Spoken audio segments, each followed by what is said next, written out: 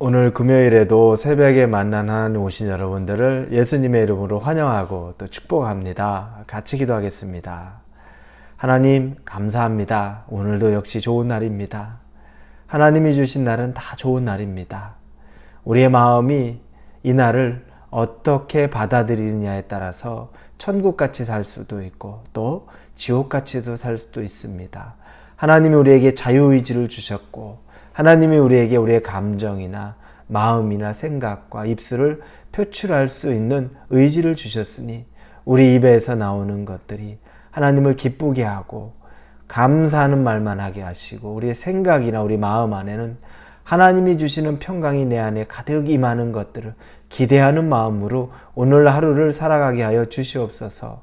하나님 말씀을 주실 텐데 하나님의 말씀이 내게 임하면 내 삶은 변한다는 것을 믿습니다. 믿음대로 되게 하여 주시옵소서. 우리의 믿음의 분량만큼 우리가 성장하는 하루가 되게 인도하여 주옵소서. 예수님의 이름으로 기도합니다. 아멘. 오늘 우리에게 주시는 말씀은 말라기 3장입니다. 3장 13절에서 18절까지의 말씀입니다.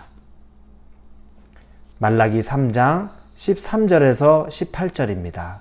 우리 찾으셨으면 같이 읽겠습니다. 여호와가 이르노라 너희가 완악한 말로 나를 대적하고도 이르기를 우리가 무슨 말로 주를 대적하였나이까 하는도다. 이는 너희가 말하기를 하나님을 섬기는 것이 헛되니 만군의 여호와 앞에서 그 명령을 지키며 슬프게 행하는 것이 무엇이 유익하리요. 지금 우리는 교만한 자가 복되다 하며 악을 행하는 자가 번성하며 하나님을 시험하는 자가 화를 면한다 하노라 함이라. 그때 여호와를 경외하는 자들이 피차에 말하매 여호와께서 그것을 분명히 들으시고 여호와를 경외하는 자와 그 이름을 존중히 여기는 자를 위하여 여호와 앞에 있는 기념책에 기록하셨느니라. 만군의 여호와가 이르노라 나는 내가 정한 날에 그들을 나의 특별한 소유로 삼을 것이요 또 사람이 자기를 섬기는 아들을 아낌같이 내가 그들을 아끼리니 그때 너희가 돌아와서 의인과 악인을 분별하고 하나님을 섬기는 자와 섬기지 아니하는 자를 분별하리라. 아멘. 말라기서를 보면서 느끼는 것은 정말 우리가 어떤 하나님을 믿고 있는지에 대해서 생각해 보게 됩니다. 하나님을 내가 믿고 있는 대상, 하나님에 대해서 내가 생각하는 것, 내가 어떤 하나님을 믿는 것인가, 이 말라기를 통해서 좀 구체적으로 보게 됩니다. 예전에 대한민국은 기복주의 신앙이 아주 강했습니다. 사실은 지금도 그렇습니다. 왜냐하면 그 시대에 우리에게 있는 무속신앙이 있었고 선교사님이 들어와서 우리에게 복음을 전할 때 이 무속신앙 위에 예수 그리스도의 복음이 전해지는데 이거에 어떻게 보면 좀 짬뽕이 됐죠. 그런데 여러분 그게 다 잘못된 것일까요? 그때는 그렇지 않았습니다. 왜냐하면 그 시대 예수 복음이 들어왔던 구한말 그 시대에는 지독하게 가난했고 나라는 너무너무 피폐하고 어지러웠고 핍박 가운데 있었습니다. 예수님 복음이 그 대한민국에 구한말에 들어왔을 때 이 복음으로 말미암아 사람들은 희망을 얻었습니다. 그리고 치유를 얻었고 그리고 그 가운데서 새로운 삶에 대한 소망을 얻었습니다. 하나님이 그 시대에는 그 복음을 대한민국에 그렇게 쓰신 겁니다.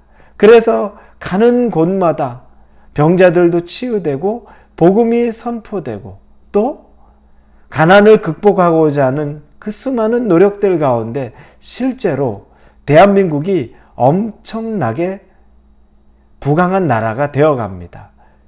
그러면서 기독교도 굉장히 폭발적으로 성장하게 되죠.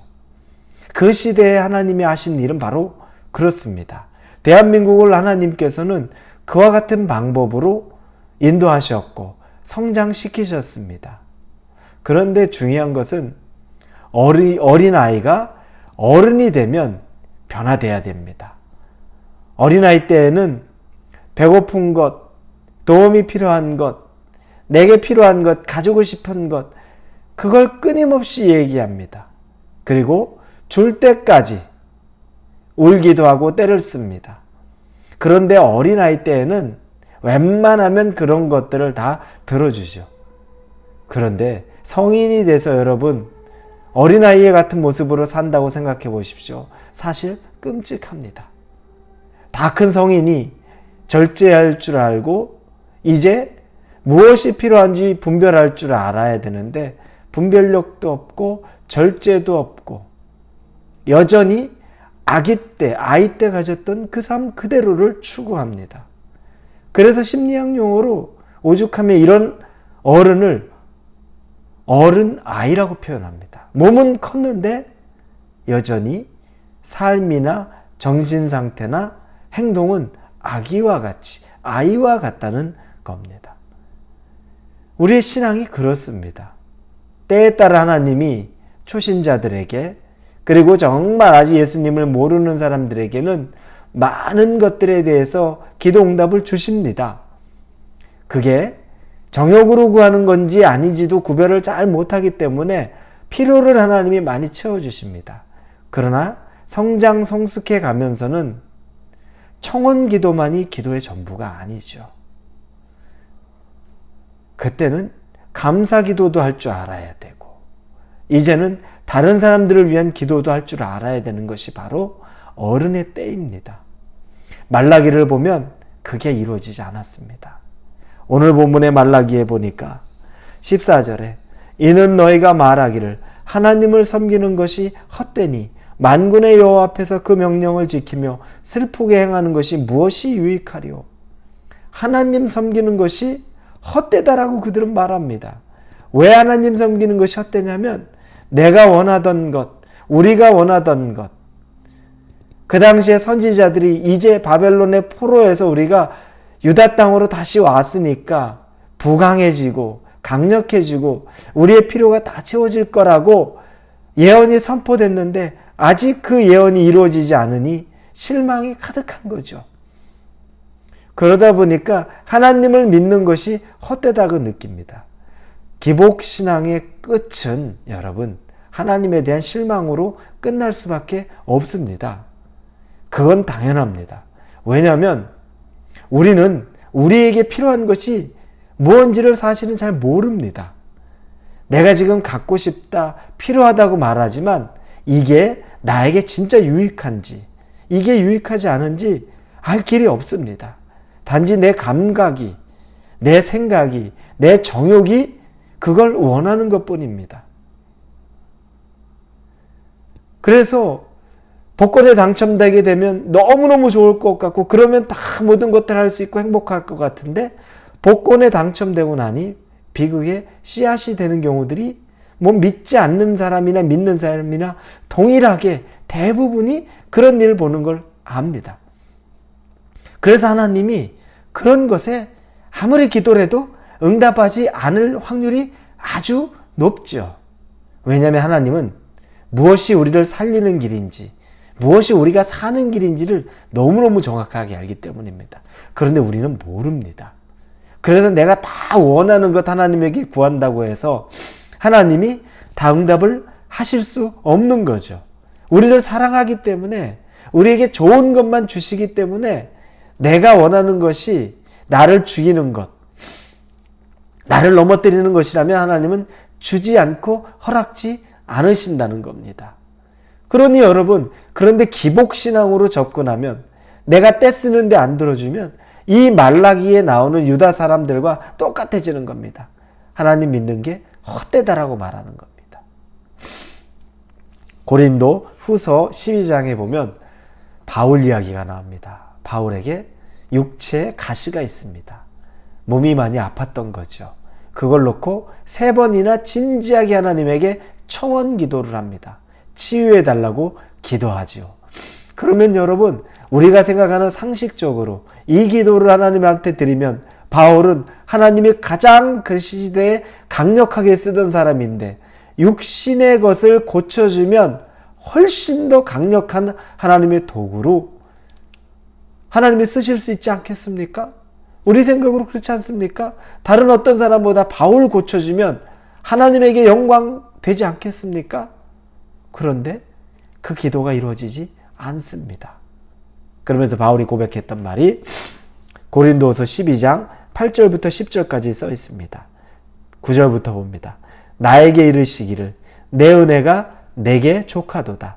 이는 내 능력이 약한 데서 온전하여짐이라 하신지라. 그러므로 도리어 크게 기뻐함으로 나의 여러 약한 것들에 대하여 자랑하니 이는 그리스도의 능력이 내게 머물게 하려 함이라.